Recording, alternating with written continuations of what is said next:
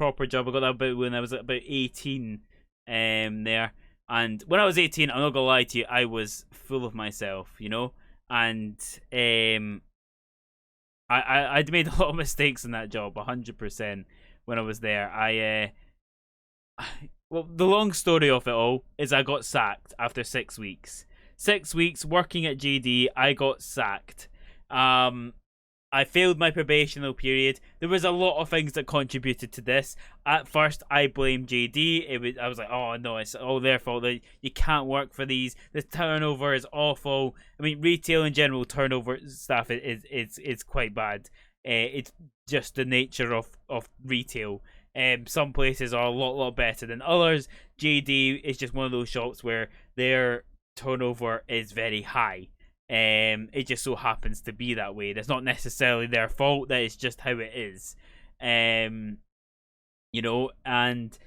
I was awful, right? I was absolutely awful. I know I have a couple people that watch the stream that were maybe managers before or are still managers.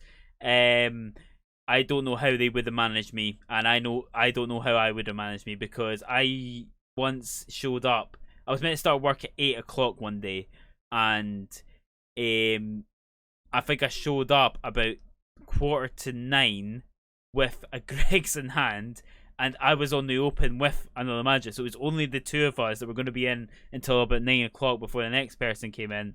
And we had to get the tills and all that done, collect the cleaners in. I showed up at 9:15 with a Greggs in hand, acting like it was no big deal. I was just like, oh, chill out, man, come on, it's not the end of the world.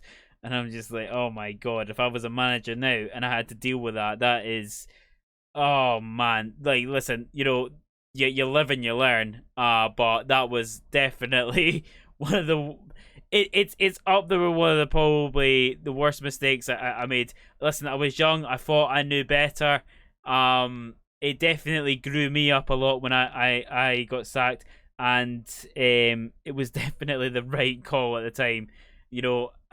I just remember coming home, and I was so ashamed of myself, and I just didn't want to tell my mum and dad, but I was just like, I have to. I don't have a job now. I need financial support. And I just remember coming in and I'm greeting and all that, and I'm just like, I think it was my dad I saw first, and I was just like, oh, they've let me go.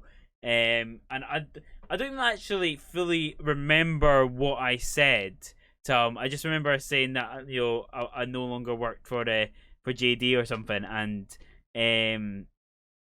it was just like, I just could, I didn't know what to say at that point.